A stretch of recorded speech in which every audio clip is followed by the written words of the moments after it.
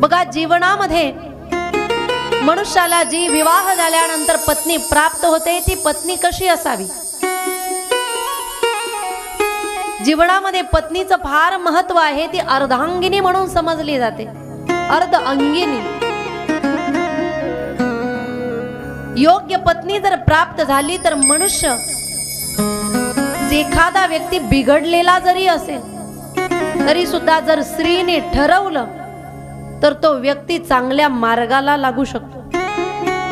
एखादा व्यक्ती व्यसनी जर असेल, एखाद्या स्त्रीने जर ठरवलं तर ती आपल्या व्यसनी पतीचं व्यसन सुद्धा सोडवू शकते. परंतु जीवनामध्ये तशा पद्धतीची पत्नी असायला पाहिजे. एका ठिकाणी भाग्याचं लक्षण सांगताना मितभाषी आणि चांगली पत्नी मिळणं हे सुद्धा भाग्याचं लक्षण सांगितलं गेलेलं आहे. स्त्री कशी असावी घरातली? अतिथी आल्यानंतर अतिथींची जी सेवा करते, कितीही लोक आले तरी सुद्धा जी नाकतोंड कधीही मुरडत नाही, जी पारमार्थिक कार्याला मदत करते, अशा पद्धतीची पत्नी मनुष्याला प्राप्त झाली पाहिजे. कारण पुराणांमध्ये असे अनेक उदाहरण आहेत की चांगली पत्नी मिळाल्यामुळे अनेकांचे संसार सुफल झालेले आहेत, सफल झालेले आहेत. आणि जर पत्नी वाईट मिळाली तर,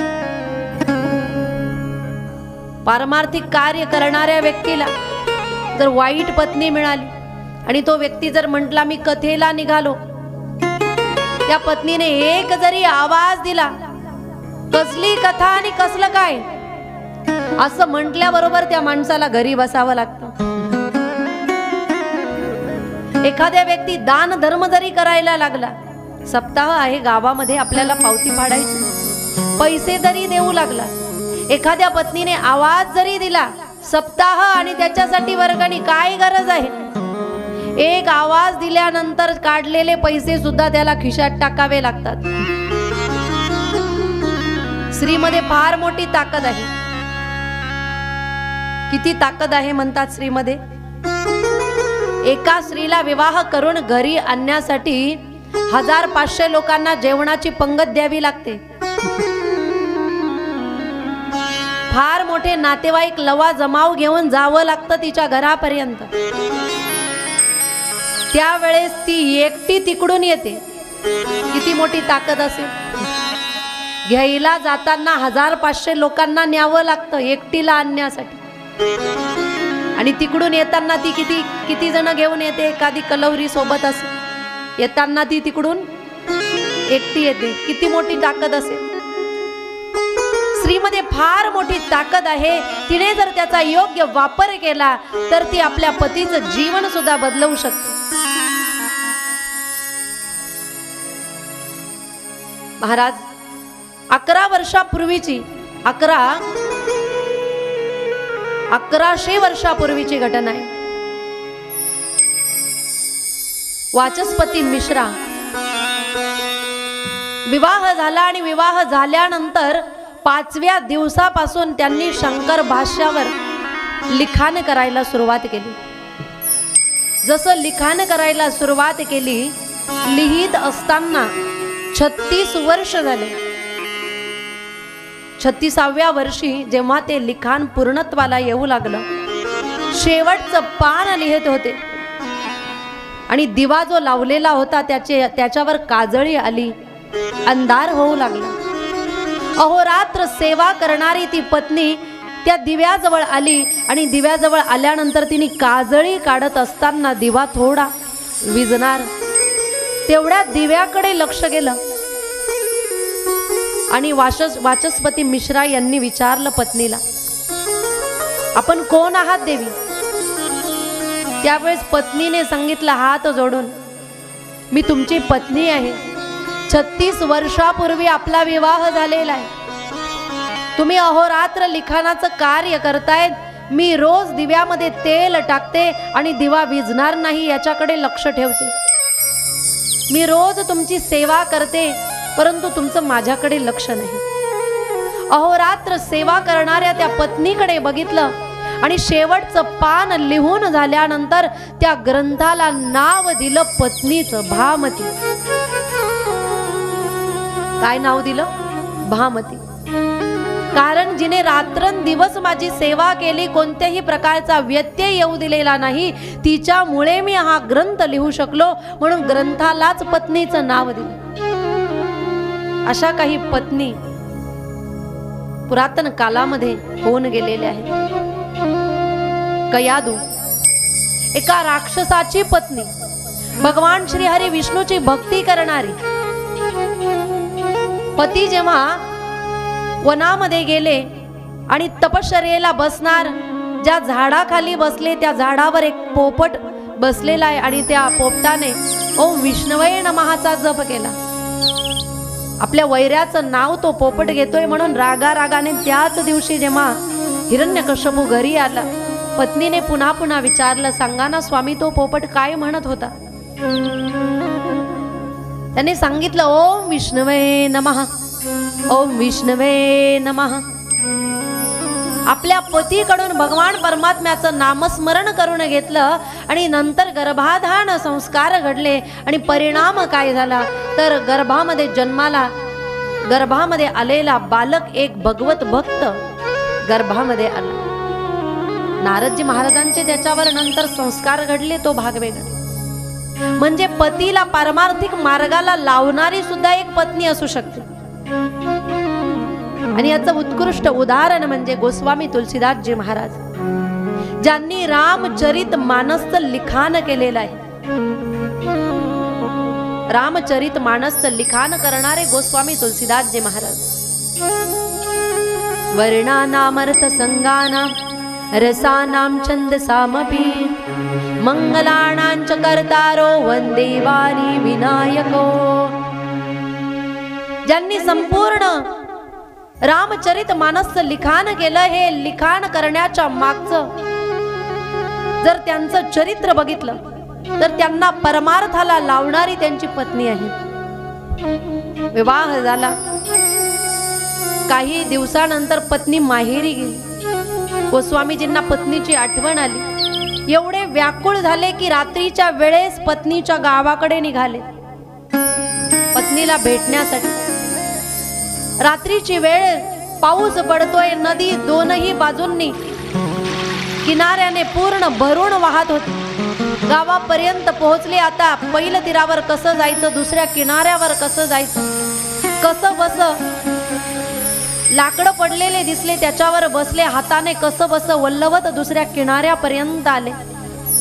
तिथून पत्नीच्या घरापर्यंत गेले. दुसऱ्या मजल्यावर पत्नी आहे म्हणून कसला तरी आधार घेत वर चढले आणि जसं पत्नीपर्यंत गेले, पत्नी झोपेतून उठली आणि बघितलं रात्रीच्या अंधारामध्ये एवढ्या पावसामध्ये पती एकटे आलेले आहेत. कसे आले असते? विचारलं, स्वामी आपण कसे आलात? यावेळेस गोस्वामी तुलसीदासजींनी सांगितलं, एवढा पाऊस चालू आहे, नदी तुडुंब भरून वाहू लागलेली आहे, परंतु त्या ठिकाणी नौका नव्हती, लाकडं होते, त्याच्यावर बसून मी आलो. अशा वेळेस पत्नीने ज्यावेळेस दिवा घेतला, कंदील घेतला आणि बघितलं तर नदीच्या बाजूला जे प्रेत पडलेलं होतं त्या प्रेतावर बसून आलेले होते गोस्वामी तुलसीदासजी महाराज. स्वामी तुम्ही दुसऱ्या मजल्यावर चढला कसा? मी दरवाजा तर उघडला नाही, कसे आलात तुम्ही आत? म्हटले, देवी मी खिडकीतून आलो, तुम्ही जी दोरी खाली सोडली ना त्याला धरून मी आलो. बघितलं तर एका सापाला धरून ते दुसऱ्या मजल्यावर चढले होते आणि आले होते. पत्नीला वाईट वाटलं, तिच्या मुखातून एकच वाक्य बाहेर पडलं, या हाडा मासाच्या देहासाठी तुम्ही आपला जीव संकटात टाकून रात्रीच्या वेळेस कासावीस होऊन व्याकुळ होऊन इथपर्यंत आलात. अशी जर व्याकुळता, असं जर प्रेम तुम्ही भगवंतावर केलं असतं तर तो भगवान परमात्मा तुम्हाला भेटला असता. पत्नीने हे वाक्य काय सांगावं? गोस्वामीजी यांनी भगवंताची भक्ती केली आणि त्या भक्तीचा परिणाम रामचरित मानस लिखाण करण्याचं सामर्थ्य त्यांच्यामध्ये आलं आणि मग त्यांनी रामचरित मानसचं लिखाण केले. म्हणून जीवनामध्ये पत्नी जर योग्य मिळाली, जशी नाथ महाराजांचं जीवन होतं, संसार करत असताना नाथ महाराजांना एवढी योग्य पत्नी मिळाली होती, साधू संत जरी घरी आले तरी रात्रंदिवस सेवा करायची, कितीही लोक आले तरी सुद्धा त्यांची पूजा करणं, त्यांची सेवा करणं, त्यांची व्यवस्था करणं, नाथ महाराजांची रात्रंदिवस सेवा करणं हे कार्य पत्नीने केले. म्हणून एकदा नाथ महाराज देवाच्या पुढे हात जोडून विनंती करत असताना म्हणतायत, प्रभो धन्य आहे, तुम्ही मला अनुकूल पत्नी दिली ना, म्हणून माझा संसार चांगला झाला. पत्नी कशी असावी महाराज? तुकोबरायांच्या पत्नी सुद्धा अतिशय चांगल्या होत्या. एका ठिकाणी रागाने काय तुकोबरायांनी कर्कशा लिहिलं, आपण कर्कशा म्हणायला लागलो. का म्हणावं त्यांना आपण कर्कशा? रात्रंदिवस सेवा करणारी पत्नी आपल्या पतीने आपले घरातले व्यावहारिक कार्य सोडून जे रात्रंदिवस सेवा करताय तिने एक शब्दही बोलू नये का? म्हणून त्या कर्कशा झाल्या? अजिबात नाही. पतीने आधी भोजन करावं आणि मग नंतर पत्नीने करावं, हा नियम जेव्हा त्यांना माहित होता, त्या नियमाचं पालन करणाऱ्या तुकोबरायांच्या पत्नी भोजन बनवल्यानंतर तुकोबराय कुठे गेल्या म्हणून 3 डोंगर उन्हा तानामध्ये फिरायच्या, आधी पतीला जेवण द्यायच्या, मग नंतर भोजन करायच्या. त्या कर्कशा कशा असू शकतात? ज्यांच्या पायातला काटा काढण्यासाठी भगवान परमात्म्याने यावं त्या कर्कशा असतील का? किती मोठा अधिकार त्यांचा असेल. म्हणून पत्नी असावी तर अशी असावी जी परमार्थाला अनुकूल असेल, संसाराला अनुकूल असेल, जी मितभाषी असेल, जी आपल्या पतीला योग्य मार्गाला लावणारी असेल. नाहीतर पत्नी असते महाराज, वयाचे 25 वर्ष होईपर्यंत आपल्या आईचा एकही शब्द न मोडता जगणारा व्यक्ती विवाह झाल्याबरोबर पत्नीने सांगितल्याबरोबर 6च महिन्यात त्याला घर सोडावं लागतं. अशी ही पत्नी मिळू शकते. म्हणून पत्नी ही परमार्थ आणि संसाराला अनुकूल अशी प्राप्त झाली पाहिजे. तेव्हा त्या व्यक्तीचं जीवन हे सफल होऊ शकतं. त्या सफलतेच्या मागे पत्नीचाही हात असू शकतो. द्रौपदी 5ही पांडवांची पत्नी. द्यूत क्रीडा खेळली. द्यूत क्रीडा केल्यानंतर जेव्हा पत्नीला त्या ठिकाणी लावलं गेलं आणि अशा वेळेस द्रौपदीचा अपमान झाला आणि हा अपमान झाल्यानंतर सुद्धा 12 वर्षाचा जेव्हा वनवास आला, पती निघाले, त्यावेळेस द्रौपदीने सांगितलं, स्वामी मी तुमची अर्धांगिनी आहे, तुम्हाला वनवास मिळालेला आहे ना, तर मीही तुमच्या सोबत वनात येईन, 12 वर्ष तुमची सेवा करेन, 1 वर्षाचा अज्ञातवास मीही सहन करेन.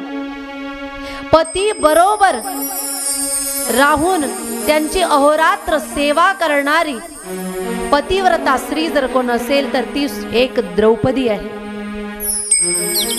महाराज पातिव्रत्याचं पालन करणाऱ्या स्त्री अत्रि ऋषींची पत्नी अनुसूया आपल्या पतीला त्याच जागेवर स्नान करून भजनाला वेळ व्हायला नको याच्यासाठी आपल्या तपोबलाने गंगा नदी आपल्याच आश्रमामध्ये मंदाकिनीच्या रूपाने प्रकट करून आपल्या पतीला स्नानासाठी निर्माण करून देणारी पत्नी जर कोणती असेल तर त्या कोण आहे? अनुसूया आहे.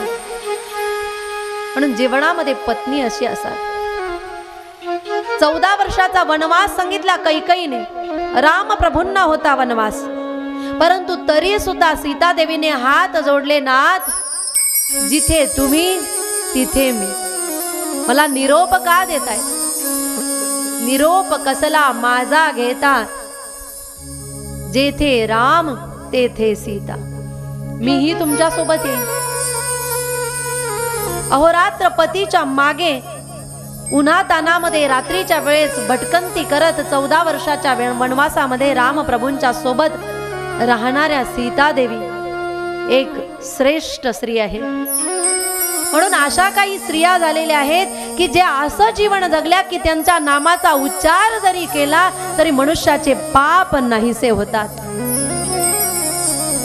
अहिल्या, द्रौपदी, सीता, तारा, मंदोदरी तथा पंचकं नास्मरे नित्यं महापातक नाशनम. अशा काही स्त्रिया आहेत ज्यांचं जीवन कार्य असं आहे की ज्यांच्या नावाचा उल्लेख जरी केला तरी मनुष्याचे पाप नाहीसे करण्याचं सामर्थ्य त्यांच्या नामामध्ये आहे।